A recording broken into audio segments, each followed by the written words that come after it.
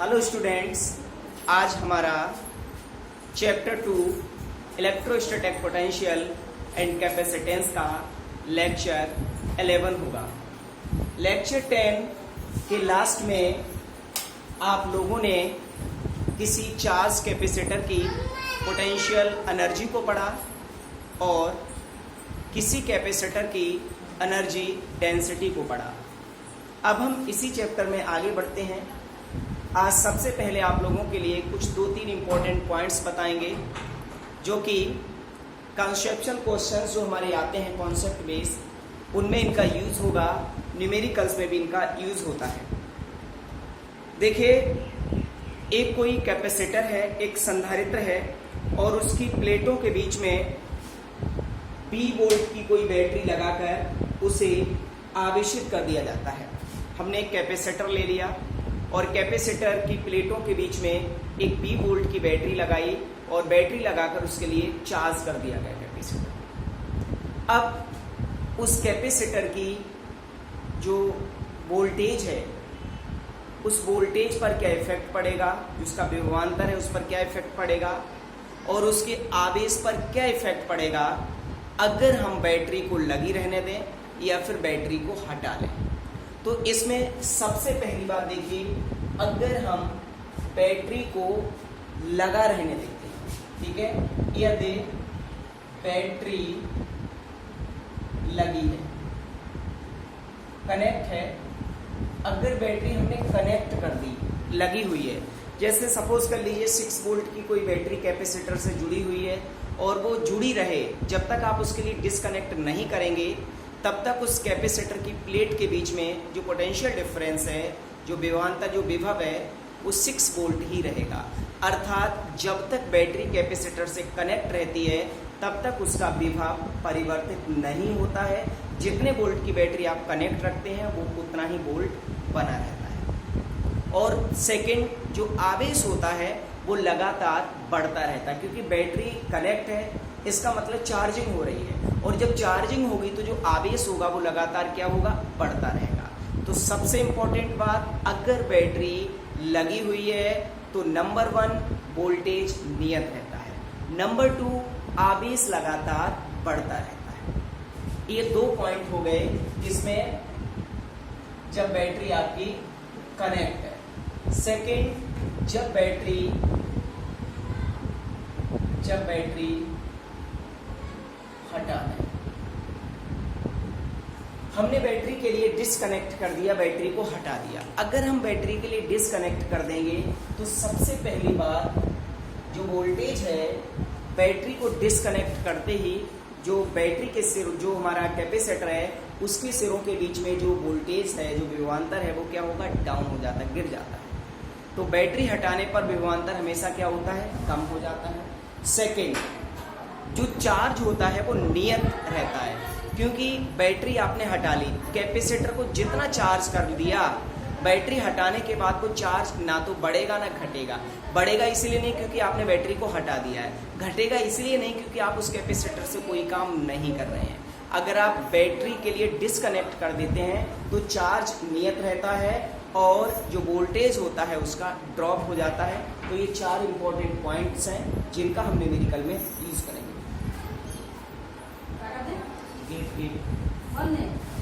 ठीक है, तो ये 4 हमारे इंपॉर्टेंट पॉइंट्स हैं। अब हम इसी कॉन्सेप्ट पर आधारित एक न्यूमेरिकल के लिए करेंगे। काफी इंपॉर्टेंट क्वेश्चन है। एक बार हम आप लोगों के लिए क्वेश्चन पढ़कर सुनाते हैं। क्वेश्चन हमारा ये है, किसी संधारित्र की प्लेटों के बीच के पराविद्युत का पदार्थ भरने पर उसकी स्थितिज ऊर्जा में परिवर्तन। संधारित्र की प्लेटों के बीच परावैद्युत पदार्थ भरने पर उसकी स्थितिज ऊर्जा में परिवर्तन। स्थितिज ऊर्जा में क्या परिवर्तन होगा, ठीक है। तो नेक्स्ट हमारा टॉपिक है संधारित्र की प्लेटों के बीच, संधारित्र की प्लेटों के बीच परावैद्युत पदार्थ भरने पर स्थितिज ऊर्जा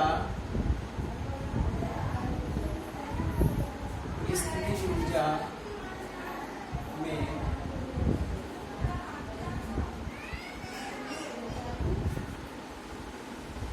स्थितिज ऊर्जा में परिवर्तन। एक कैपेसिटर है, कैपेसिटर की प्लेटों के बीच में हमने एक परावैद्युत पदार्थ, कोई कुचालक पदार्थ भर दिया है या रख दिया है। अब हमें बताना है कि उस कैपेसिटर की स्थितिज ऊर्जा में क्या परिवर्तन होगा। इसका जो हम स्टडी करेंगे वो 2 स्टेप्स में करेंगे। एक बार हम ऐसा लेकर चलेंगे कि बैटरी हमने डिस्कनेक्ट नहीं की है, बैटरी उसके साथ जुड़ी हुई है। सेकंड, हम ऐसा लेकर चलेंगे कि हमने बैटरी के लिए डिस्कनेक्ट कर दिया है, दैट इज जो बैटरी है उसके लिए हटा दिया। तो सबसे फर्स्ट हम फिनोमेना ए डिस्कस करते हैं, जब बैटरी जुड़ी है। जब बैटरी जुड़ी है, आपको पता है जब बैटरी जुड़ी होती है तो वोल्टेज हमेशा नियत रहता, मतलब बी नियत रहता है। तो देखिए, प्रारंभिक हम स्थितिज ऊर्जा देखेंगे। शुरू में स्थितिज ऊर्जा कितनी थी जब बैटरी जुड़ी हुई है, और बिल्कुल स्टार्टिंग में जब हमने परावैद्युत पदार्थ नहीं भरा था तो प्रारंभिक स्थितिज ऊर्जा, प्रारंभिक स्थितिज ऊर्जा, प्रारंभिक स्थितिज ऊर्जा इसे U0 मान लीजिए, और 1/2 C0 × B² होगा। C0 इसलिए आएगा क्योंकि अभी हमने परावैद्युत पदार्थ नहीं भरा है, और जब परावैद्युत पदार्थ नहीं भरा होता है तो धारिता आपको पता है C0 होती है, और स्थितिज ऊर्जा आपने ड्राइव किया था 12 CV² होती, लेकिन C की जगह C0 आ जाएगा क्योंकि अभी हमने परावैद्युत पदार्थ नहीं भरा है। इसके बाद आता है अंतिम स्थिति।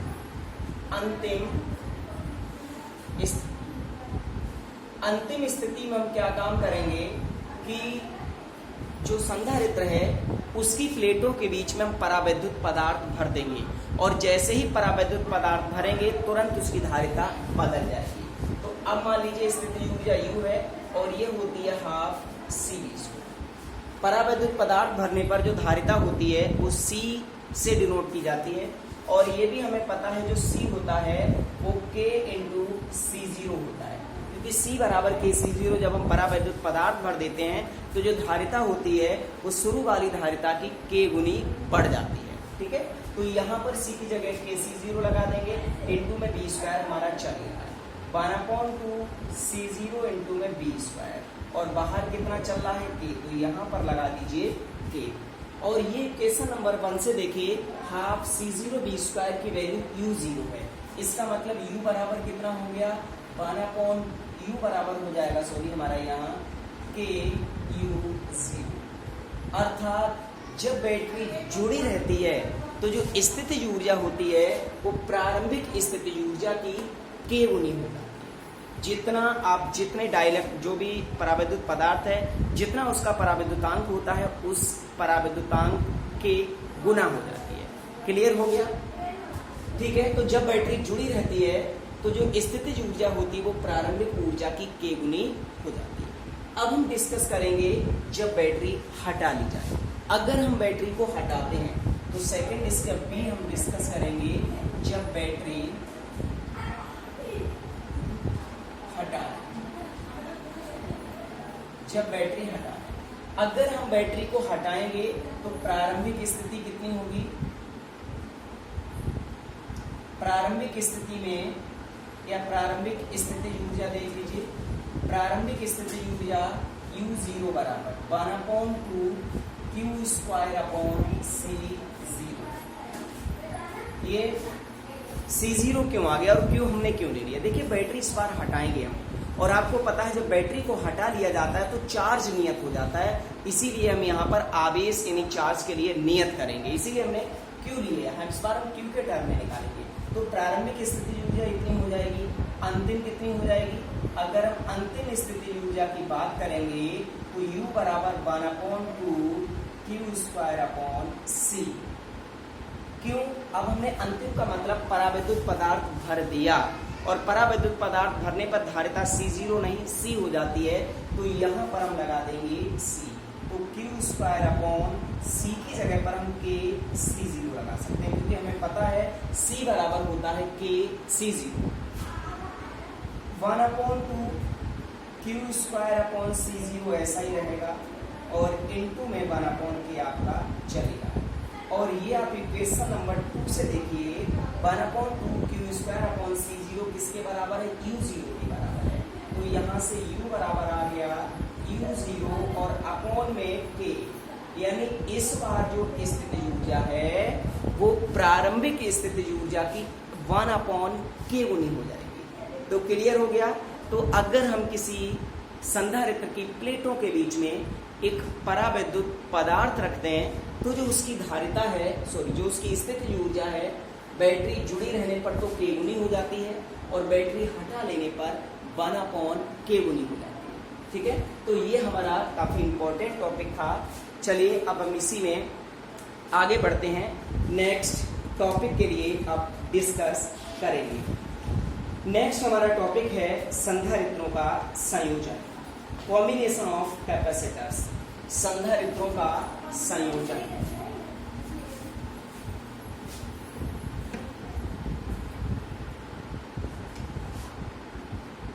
संधारित्रों का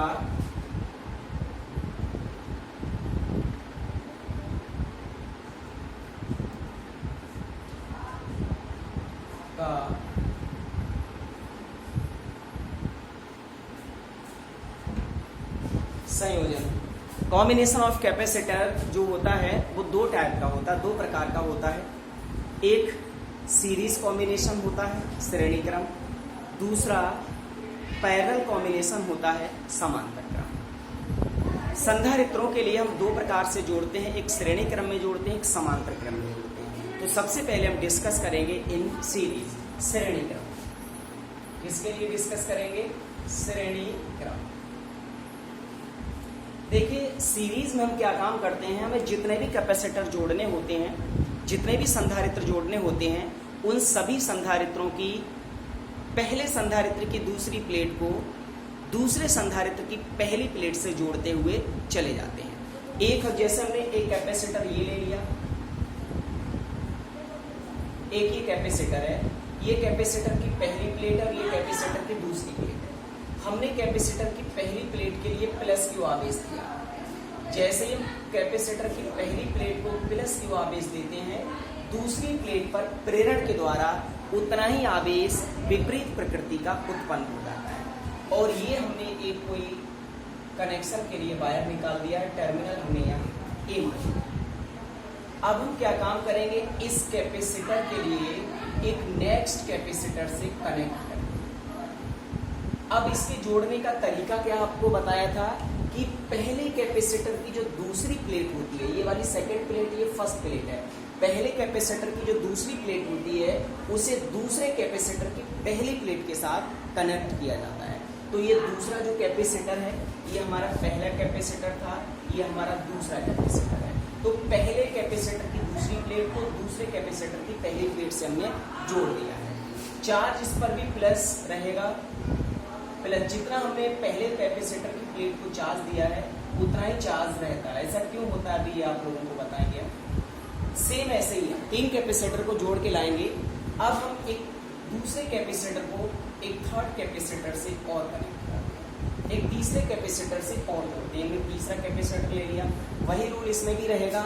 जो पहला कैपेसिटर है उसकी दूसरी प्लेट को दूसरे कैपेसिटर की पहली प्लेट से कनेक्ट करना है। तो देखिए इसकी दूसरी प्लेट इसकी पहली प्लेट से कनेक्ट। चार्ज यहाँ पर भी आपका वही प्लस क्यू और माइनस, आगे हमारा यही चलता रहेगा। ये पी टर्मिनल हमने ले लिया और लास्ट वाले के लिए हम जमीन से इसकी अर्थिंग करेंगे। ठीक है, तो ये हमारा डायग्राम बन गया। बस इसमें हमें कुछ नहीं, पहले कैपेसिटर की दूसरी प्लेट को दूसरे कैपेसिटर की पहली प्लेट से आपको जोड़ते हुए चले जाना है। कितने भी कैपेसिटर इसमें जोड़े जा सकते हैं। ठीक है, अब यहाँ पर चार्ज श्रेणी क्रम में जो चार्ज है वो हमने समान क्यों लिया है, दोनों जगह आवेश में समान क्यों लिया है। आवेश समान होने का कारण हमारा ये है, देखिए हम यहाँ से जितना भी चार्ज देंगे वो पूरे का पूरा चार्ज आपका यहाँ से होता हुआ और लास्ट यहाँ तक निकल जाएगा। तो जितना चार्ज इस वाली कैपेसिटर की प्लेट्स पर जाएगा उतना ही चार्ज इस पर जाएगा और उतना ही चार्ज इस पर जाएगा। इसीलिए यहाँ पर जो कैपेसिटर की प्लेटों के बीच या कैपेसिटर की प्लेटों पर जो आवेश होता है वो आवेश हमेशा समान रहता है, हम आवेश के लिए चेंज नहीं करते हैं। ठीक है, तो ये आपका डायग्राम कंप्लीट हो गया। अब हम इसमें क्या काम करेंगे, टोटल कैपेसिटेंस का श्रेणी क्रम में फार्मूला हमें निकाल के लाना है। श्रेणी क्रम में आवेश हमेशा समान और विभवांतर हमेशा अलग अलग रहता है। इसकी प्लेटों के बीच विभवांतर हमने V1 मान लिया, इसकी प्लेटों के बीच विभवांतर हमने V2 मान लिया और इसकी प्लेटों के बीच विभवांतर हमने V3 मान लिया। तो पहले कैपेसिटर की प्लेटों के बीच विभवांतर V बराबर आप जानते हैं Q/C होता है, तो V1 बराबर Q/C1 होता है। ऐसे ही दूसरी प्लेटों के बीच विभवांतर निकालेंगे तो V2 बराबर Q/C2 हो जाएगा और जब आप V3 निकालेंगे तो ये आपका Q/C3 हो जाएगा। कुल विभवांतर निकालेंगे तो V बराबर आप जानते हैं V1 plus V2 plus V3 होता है। V1 की जगह Q/C1, V2 की जगह Q/C2 और V3 की जगह Q/C3 और B की जगह पर ये Q/C आपका चलेगा। तो Q/C बराबर यहाँ से हमने Q कॉमन ले लिया, 1/C1 plus 1/C2 plus 1/C3 आ गया। Q से Q कैंसिल, तो देखिए फाइनली हो गया आपका 1/C बराबर 1/C1 plus 1/C2 plus 1/C। ये संधारित्र की सभी संधारित्रों की तुल्य धारिता का फार्मूला होता है, इक्विवेलेंट कैपेसिटेंस होती है जब वो संधारित्र श्रेणी क्रम में लगे। क्लियर हो गया। ये तो हम 3 को लेकर चले थे, कैपेसिटर 4 भी हो सकते हैं, 5 भी हो सकते हैं, 6 भी हो सकते हैं, कुछ भी हो सकता है। अगर मान लीजिए 4 कैपेसिटर है तो प्लस 1/4 और आ जाएगा, 5 कैपेसिटर है तो प्लस 1/5 और आ जाएगा। इसी तरीके से आप जोड़ते हुए चले जाएंगे। तो ये हो गया हमारा श्रेणी क्रम में संधारित्रों का संयोजन।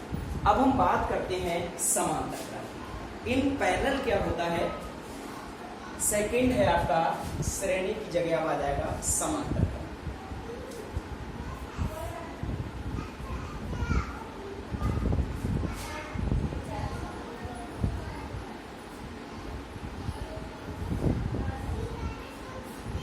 इन पैरेलल में देखिए क्या होता है, आपको जितने भी कैपेसिटर पैरेलल में जोड़ने होते हैं उन सारे कैपेसिटर की पहली प्लेटों के लिए तो एक बिंदु से जोड़ देते हैं और जो दूसरी प्लेटें हैं उनके लिए किसी दूसरे पॉइंट से जोड़ देते हैं। जैसे यहाँ पर देखिए एक हमने कैपेसिटर ले लिया, ये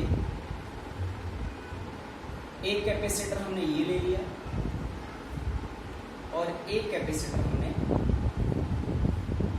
ये ले लिया और यहाँ पर देखिए ये पहले कैपेसिटर की पहली प्लेट ले ली, दूसरे कैपेसिटर की पहली प्लेट ले ली और तीसरी कैपेसिटर की पहली प्लेट ले ली और उन तीनों के लिए हमने किसी पॉइंट ए से जोड़ दिया। ठीक है, आगे कनेक्शन के लिए हमने कोई वायर निकाल दिया है। इन द सेम वे आप पहले कैपेसिटर की सेकेंड प्लेट ले लें और दूसरे कैपेसिटर की सेकेंड प्लेट ले लें और तीसरे कैपेसिटर की सेकेंड प्लेट ले लें और इन तीनों के लिए आप किसी पॉइंट बी से कनेक्ट कर दें इस तरीके से और हम इसकी आगे अर्थिंग करते हैं। क्या करते हैं, इसकी अर्थिंग करके हम दिखा देते हैं। तो ये हमने 3 कैपेसिटर यहाँ पर जोड़ के दिखाए हैं। जितने भी कैपेसिटर आपको इन पैरेलल कनेक्ट करने हैं, सभी कैपेसिटर की पहली प्लेट्स को किसी एक पॉइंट से और दूसरी प्लेट को किसी दूसरे पॉइंट से हम कनेक्ट कर देंगे। इस बार जो चार्ज होगा वो अलग अलग होगा, हम चार्ज इस बार बराबर नहीं लेंगे। उसका रीजन क्या है, देखिए हम यहाँ से जो भी चार्ज देंगे उसके लिए 3 रास्ते मिलेंगे। कुछ चार्ज इस रास्ते से जाएगा, कुछ इससे जाएगा, कुछ इससे जाएगा। अगर इन तीनों संधारित्रों की धारिताएं बराबर हैं तब तो तीनों पर बराबर चार्ज जाएगा और अगर धारिताएं इनकी डिफरेंट हैं तो उन पर डिफरेंट चार्ज जाएगा। हमने डिफरेंट धारिताएं ले ली हैं तो इसीलिए हमने मान लिया इसकी पहले संधारित्र की पहली प्लेट पर चार्ज गया Q1 तो दूसरे पर उतना ही चार्ज हो जाएगा नेगेटिव में कि माइनस Q1। ऐसे ही इस पर चार्ज हमने ले लिया Q2 तो इस पर चार्ज जाएगा माइनस Q2। इस पे चार्ज हमने ले लिया Q3, इस पर चार्ज हमने Q3 ले लिया, तो इस पर चार्ज आएगा माइनस। ठीक है, तो जो पैरेलल होता है, पैरेलल में चार्ज का डिस्ट्रीब्यूशन अलग अलग हो जाता है, लेकिन वोल्टेज सेम रहता है। वोल्टेज इसलिए सेम रहता है क्योंकि तीनों कैपेसिटर हमारे इन्हीं दो बिंदुओं A और B के बीच जुड़े हुए हैं, और जो हमेशा पोटेंशियल डिफरेंस होता है, जो PD होता है, वो किन्हीं दो बिंदुओं के बीच का होता है। जब तीनों कैपेसिटर के बीच के जो दो बिंदु हैं वो समान है, एक ही है, तो इनके बीच में विभवांतर भी एक ही रहेगा। इसीलिए इन पैरेलल जो धारिता जो आवेश होता है वो अलग अलग होता है, और जो विभवांतर होता है, जो हमारा वोल्टेज होता है, वो समान। पहले कैपेसिटर की देखिए, हम यहाँ पर पहले कैपेसिटर पर चार्ज निकालते हैं Q1, Q बराबर CV होता है, तो C1 भी हो जाएगा। C1 इसलिए क्योंकि धारिता हमने पहले कैपेसिटर की C1, दूसरे की C2, तीसरे की C3 है। B तीनों का समान रहेगा, Q2 बराबर C2 भी हो जाएगा, और Q3 बराबर C3 भी हो जाएगा। कुल आवेश निकालेंगे तो Q बराबर Q1 plus Q2 plus Q1 की जगह पर C1 भी, Q2 की जगह पर C2 भी, और Q3 की जगह पर C3, और Q की जगह पर लगा दीजिए C। यहाँ से B बाहर ले लीजिए, B को कॉमन ले लीजिए, तो C1 plus C2 plus C, और इधर चल रहा है C, B से भी कैंसिल, तो C बराबर C1 प्लस C2 प्लस का C। ये समांतर क्रम में संधारित्रों की तुल्य धारिता का सूत्र होता है अगर तीन कैपेसिटर हमने समांतर में लगाए हैं। ऐसे ही अगर आप चार कैपेसिटर समांतर में लगाएंगे तो प्लस C4 और आ जाएगा। 5 कैपेसिटर अगर आप समांतर में लगा देंगे तो प्लस C5 आ जाएगा। इस तरीके से हमारा ये चलता रहेगा। अब हम एक न्यूमेरिकल करेंगे इसके बाद, उसके बाद हम इस चैप्टर में आगे बढ़ेंगे। तो ये न्यूमेरिकल जो आप लोगों को कराने जा रहे हैं काफ़ी इंपॉर्टेंट क्वेश्चन है, बहुत ही अच्छा कॉन्सेप्ट बेस्ड क्वेश्चन है। जो हमने इस लेक्चर के स्टार्टिंग में आप लोगों को कॉन्सेप्ट बताया था, ये उसी कॉन्सेप्ट पर आधारित न्यूमेरिकल है। तो इसके लिए आप लोग पहले ध्यान से एक बार सुन लीजिए। क्वेश्चन हमारा ये है, एक आवेशित संधारित्र को बैटरी से अलग कर दिया जाता है। एक कैपेसिटर है, उसे पहले चार्ज किया जाता है, और चार्ज करने के बाद उसके लिए बैटरी से अलग कर दिया जाता है। मीन्स जो कैपेसिटर उसे डिस्कनेक्ट कर देते हैं, हटा देते हैं बैटरी से। यह संधारित्र की प्लेटों के बीच एक के पराविद्युतांक का स्लैब मतलब पट्टी कोई रख दी जाती है। तो निम्नलिखित में क्या परिवर्तन होगा? नंबर 1 वैद्युत क्षेत्र, नंबर 2 स्थिर वैद्युत ऊर्जा, और नंबर 3 विभवांतर। इन तीनों में हमें ये बताना है कि क्या चेंजेस होंगे। सबसे पहले हमें चेंजेस बताने हैं वैद्युत क्षेत्र में, फिर बताना है वैद्युत ऊर्जा में, फिर बताना है विभवांतर में। कब? जब संधारित्र की प्लेटों के बीच से बैटरी को अलग कर दिया जाए। तो चलिए इसे हम अलग करते हैं।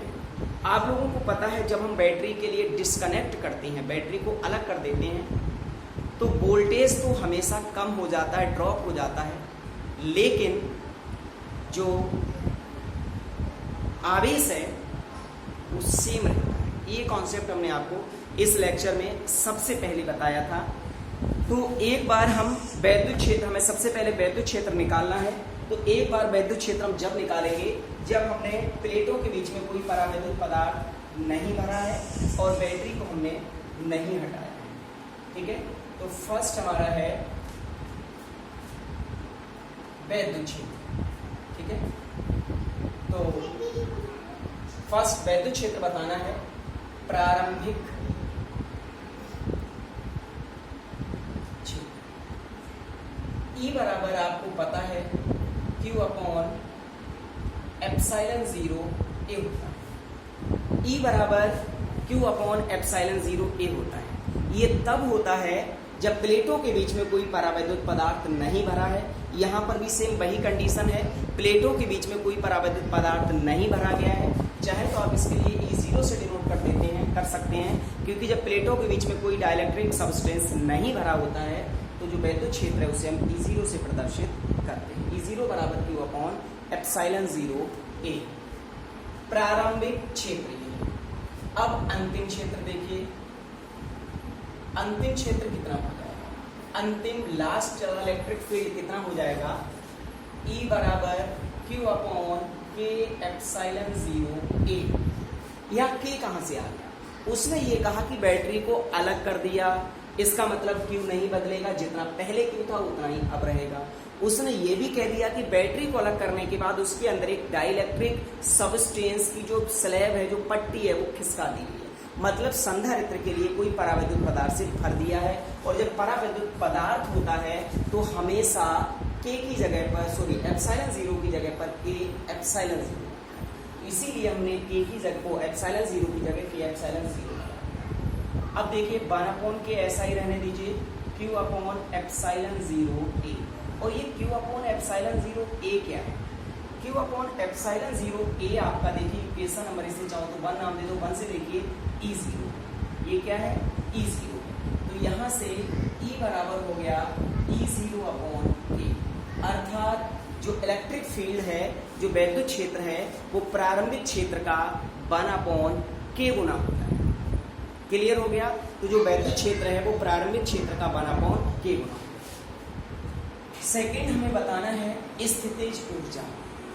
स्थितिज ऊर्जा के लिए हम पिछले क्वेश्चन में आप लोगों को डिस्कस करके बता चुके हैं। स्थितिज ऊर्जा की बात करते हैं तो प्रारंभिक ऊर्जा देखेंगे। प्रारंभिक ऊर्जा U0 बराबर 1/2 Q स्क्वायर अपॉन C0। यहाँ हम Q वाला टर्म इसलिए ले रहे हैं क्योंकि Q कांस्टेंट होता है, जब बैटरी को हटा लिया जाता है तो जो चीज कांस्टेंट है हम उसी को लेकर चलते हैं, उससे आसानी रहती है। प्रारंभिक ऊर्जा इतनी, अंतिम ऊर्जा देखिए कितनी हो जाएगी। अंतिम ऊर्जा U निकालेंगे तो 1/2 Q square upon C, Q square upon C आ जाएगा। C इसलिए आ गया क्योंकि अब हमने संधारित्र के बीच में कोई परावैद्युत पदार्थ भर दिया है, तो धारिता C से डिनोट की जाती है। Q स्क्वायर अपॉन C की जगह पर KC0 लगा सकते हैं, क्योंकि परावैद्युत पदार्थ भरने पर धारिता K गुनी बढ़ जाती है। ठीक है, तो ये 1/2 Q स्क्वायर अपॉन C0 और इंटू में 1/K है, और ये आपको पता है, ये इक्वेशन नंबर 2 से देखिए U0, तो ये U0 अपॉन K, अर्थात जो स्थितिज ऊर्जा है वो पहले की 1/K गुनी हो जाएगी। तो वैद्युत क्षेत्र भी देखिए 1/K गुना हो गया, और स्थितिज ऊर्जा भी 1/K गुनी। तीसरे नंबर पे हमें बताना है विभवांतर। विभवांतर पर क्या इफेक्ट पड़ेगा, विभवांतर कितना हो जाएगा, हमें विभवांतर के लिए और इसमें बताना है। तो देखिए अब हम विभवांतर के लिए निकालते हैं। यहाँ पर थर्ड है हमारा विभवांतर। आपको ये पता है कि जो स्थितिज ऊर्जा होती है, जो आवेश होता है वो नियत रहता है। तो थर्ड है हमारा विभवांतर पर इफेक्ट बताना है। प्रारंभ में इनिशियली अगर हम देखेंगे तो Q बराबर C0 इंटू V0, क्योंकि Q बराबर CV होता है। Q का Q0 इसलिए नहीं होगा क्योंकि आवेश नियत रहता है अगर हम बैटरी को डिस्कनेक्ट कर रहे हैं। अभी कोई परावैद्युत पदार्थ नहीं भरा, इसलिए धारिता C0 है, वोल्टेज हमने V0 किया। अंत में क्या होगा, अंत में क्या हो जाएगा, Q बराबर CV, C की जगह पर KC0 आ जाएगा। आपको पता है C बराबर KC0 होता है, इंटू में B को B रखेंगे। इक्वेशन नंबर 2, दोनों कंडीशन में आवेश समान है। क्यों हमने इसलिए समान लिया क्योंकि बैटरी को हटा दिया गया है, और बैटरी को डिस्कनेक्ट करने के बाद चार्ज हमेशा नियत रहता है। इक्वेशन 1 एंड इक्वेशन 2 को इक्वल कर दीजिए, देन C0 V0 यहाँ लिखेंगे आप from equation 1 and 2। Equation 1 and 2 से हम देख रहे हैं C0 V0 बराबर हो गया KC0, C0 से C0 कैंसिल, या यहाँ से देखिए B बराबर हो जाएगा V0 अपॉन K, अर्थात जो विभवांतर है वो भी प्रारंभिक विभवांतर का 1/K गुना होता है। तो तीनों कंडीशन में जो वैद्युत क्षेत्र है वो भी 1/K गुना होगा, जो स्थितिज ऊर्जा है वो भी 1/K गुनी होगी, और जो विभवांतर है वो भी 1/K गुना हो जाएगा। तो ये हमारा क्वेश्चन हो गया, काफी इंपॉर्टेंट क्वेश्चन है। चलिए अब एक यहाँ क्वेश्चन पूछा जाता है कि व्यवहारिक रूप से पृथ्वी की जो धारिता और विभव है उसे ज्ञात कीजिए। व्यवहारिक रूप से पृथ्वी की धारिता कितनी होती है और व्यवहारिक रूप से पृथ्वी का विभव कितना होता है। या फिर क्वेश्चन ऐसे आता है कि पृथ्वी की धारिता अनंत होती है क्यों। ये काफी इंपॉर्टेंट क्वेश्चन है। देखिए जो पृथ्वी होती है उसकी धारिता अनंत होती है, मतलब पृथ्वी अपने अंदर अनंत आवेश को संचित कर सकती है। पृथ्वी के अंदर चार्ज को स्टोर करने की जो कैपेसिटी होती है वो इन्फिनिटी होती है। कितना भी चार्ज आप पृथ्वी के लिए दे दें वो अपने अंदर पूरे के पूरे आवेश को समा लेती है। हमें यहाँ पर यह सिद्ध करना है कि जो पृथ्वी की धारिता अनंत होती है ऐसा क्यों होता है। देखिए पृथ्वी का जो विभव होता है वो हमेशा 0 होता है। तो पृथ्वी का विभव 0 होता है। अगर हम किसी भी संधारित्र की प्लेट के लिए पृथ्वी से जोड़ दें तो उस प्लेट का भी विभव 0 हो जाता है। तो पृथ्वी के लिए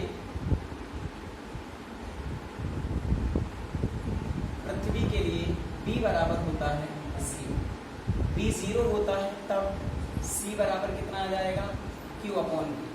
Q अपॉन B की जगह 0 कर देंगे तो C बराबर कितना आ जाएगा इनफिनिटी। अर्थात जो पृथ्वी की धारिता होती है वो अनंत है। तो यहां से हमारा सिद्ध हो गया कि जो पृथ्वी है उसकी धारिता इन्फिनिटी होती है। एक और इम्पोर्टेंट पॉइंट, पृथ्वी का विभव शून्य होने के कारण संधारित्र की जिस सिरे को हम पृथ्वी से जोड़ते हैं उस सिरे का भी विभव 0 हो जाता है। अगर हम किसी कैपेसिटर की किसी एक प्लेट को अगर हम पृथ्वी से जोड़ दें, ये हमने कोई कैपेसिटर ले लिया है, पहली प्लेट को हमने प्लस आवेश दिया तो दूसरी पर उतना ही माइनस आवेश आ गया और हमने इस दूसरी प्लेट के लिए पृथ्वी से जोड़ दिया। ये प्लेट A है और ये प्लेट B है। Then potential at plate B 0 होगा क्योंकि जो पृथ्वी का विभव होता है वो 0 होता है। इसीलिए अगर हम दूसरी प्लेट के लिए पृथ्वी से जोड़ेंगे तो उस प्लेट का भी जो विभव है वो 0 हो जाएगा। ठीक है, तो पृथ्वी से जोड़ने पर जो विभव होता है वो हमेशा 0 हो जाता है। तो ये क्वेश्चन भी हमारा काफी इंपॉर्टेंट क्वेश्चन है। ये 1 नंबर में कॉन्सेप्ट बेस्ड क्वेश्चन एग्जाम में पूछ लिया जाता है।